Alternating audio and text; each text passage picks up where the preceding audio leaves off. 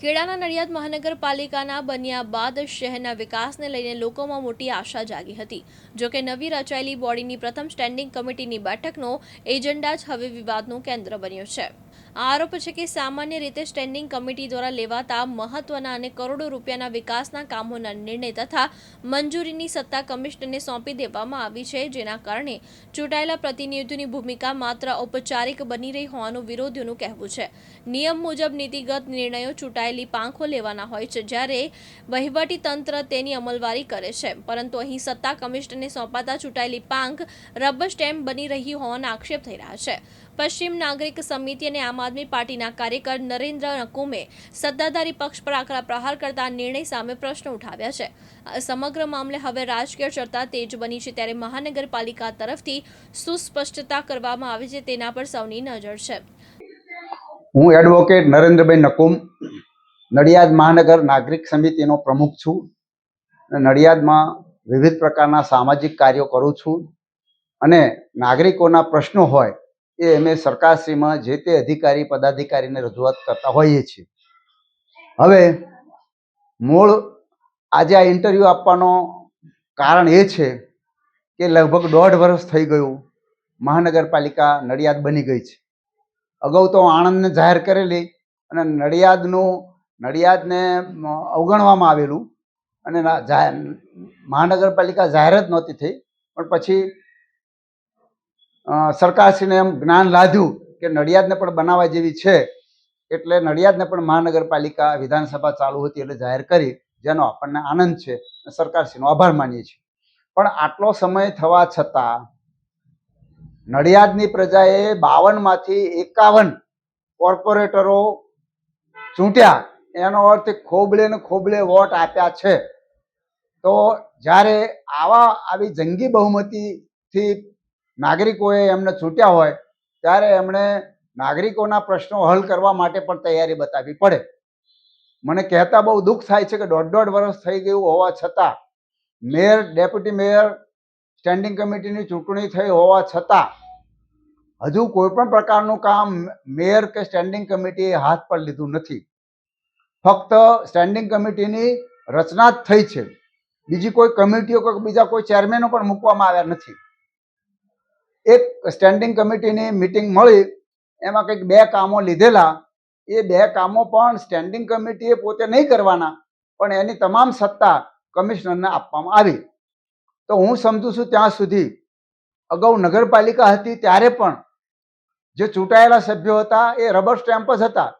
એમને કોઈ પૂછતું નહોતું ને કોઈ કયા કામ ક્યાં થાય છે, લશ્કર ક્યાં લડે છે, એ આ ચૂંટાયેલા કાઉન્સિલરોને કોઈ જ ખબર પડતી નહોતી. એવી રીતે આજે 1.5 વર્ષ થવા છતાં કાઉન્સિલરો ચૂંટાયા હોવા છતાં એક પણ કાઉન્સિલરે કયું કામ કર્યું પોતાના વિસ્તારનું કે નડિયાદનું કે કોઈ રજૂઆત કરી હોય એવું મારી જાણમાં નથી. આજે 5 મોટા અધિકારીઓ મૂકવામાં આવ્યા છે, મેયર, ડેપ્યુટી મેયર, સ્ટેન્ડિંગ કમિટીના ચેરમેન અને બીજા 2. આ 5ની નવી નક્કોર ગાડીઓ પણ આવી છે, એનો પણ આપણને આનંદ છે. પણ જો કામો જ કમિશનરે કરવાના હોય તો પછી આ 51 સભ્યો કરશે શું? તો મારી કમિશનરશ્રીને વિનંતી છે, નડિયાદના સૌ નાગરિકોને પણ વિનંતી છે કે આ બાબતમાં વિચારવું જોઈએ. નગરપાલિકાના કમિશનર, રાજ્ય કક્ષાના જે હોય અધિકારીઓ હોય કે ઇવન મુખ્યમંત્રી સુધી આ નડિયાદનો પ્રશ્ન જે કોકડું છે એમાં રસ લેવો જોઈએ. કારણ કે આજથી 20 વર્ષ પહેલા નગરપાલિકા કોઈ પણ પ્રકારનું કામ નથી કરતી ત્યારે નાગરિક સમિતિ હાઈકોર્ટમાં ગયેલી અને હાઈકોર્ટે નગરપાલિકાના પ્રમુખને ખખડાવેલા અને તમારી નગરપાલિકા સુપરસીડ કેમ ના કરવી એવો હાઈકોર્ટના માનનીય જજ શ્રી ત્રિપાઠી સાહેબે પ્રશ્ન કરેલો.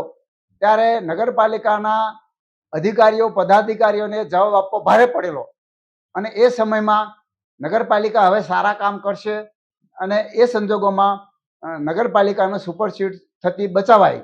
તો અત્યારે પણ આટલો સમય થવા છતાં કાઉન્સિલરનું કોઈ વજૂદ જ ના હોય, 52માંથી 51 કાઉન્સિલરો ચૂંટાયા હોય, મેયર, ડેપ્યુટી મેયર અને સ્ટેન્ડિંગ કમિટીના ચેરમેનને પણ સત્તાઓ આપવામાં આવેલી, પણ હું આ સમજુ છું કે આ સત્તા તો ખાલી નામની જ છે. જો કમિશનરોએ ઠરાવ કરીને કહી દેવાનું કે આ બધા કમિશનરોએ કામ કરવાના છે, તો પછી ફક્ત ઠરાવ કરવા માટે જ આ કમિટીઓ આવી છે? ઠરાવ કરવા માટે જ તે 52 માંથી 51 લોકો ચૂંટાયા છે. તો નડિયાદના હિતમાં નડિયાદના નાગરિકો, અધિકારીઓ, પદાધિકારીઓ બધા વિચારે. હું અહીંથી માનનીય કલેક્ટર સાહેબ અને નગરપાલિકાઓના જે કમિશનર છે એમને આહવાન કરું છું, પ્રશ્ન પૂછું છું કે આ બધા નડિયાદની અંદર શું ચાલી રહ્યું છે એમાં રસ લો અને નાગરિકોના પ્રશ્નો ઝડપથી હલ થાય. આજે નડિયાદ ખાડા નગરી બની ગયું છે. જરૂર પ્રશ્નો હલ કરવા માટે, સુવિધા આપવા માટે ખાડા ખોદવાય પડે, પણ એક ખાડો ખોદ્યો પછી 6 મહિના સુધી એ ખાડો જ રહે, તો એ કોઈ વહીવટ નથી, એ વહીવટની ખામી છે. અને આથી હું કહું છું કે અમે તો નડિયાદમાં બધે જ ફરીએ છીએ, ચારે બાજુ ખાડા જ ખાડા છે. નાગરિકોએ જવું તો ક્યાં જવું? તો આ સંજોગોમાં હવે જ્યારે ચોમાસું આવશે ત્યારે આ ખાડાઓની લોકોને, અજાણ્યા માણસોને ખબર નહીં પડે અને કોઈનો જાન જશે ત્યારે તંત્ર દોડતું થશે. તો આ બધી બાબતોમાં નડિયાદ નગરપાલિકાના કમિશનર શ્રી ઝવેરી સાહેબ અને માનનીય કલેક્ટર સાહેબને હું વિનંતી કરું છું કે આ બાબતમાં ત્વરિત નિર્ણય લેવામાં આવે. જય મહારાજ. આભાર. તૃષાલ પંડ્યા, દિવ્યાંગ ન્યૂઝ, નડિયાદ, ખેડા.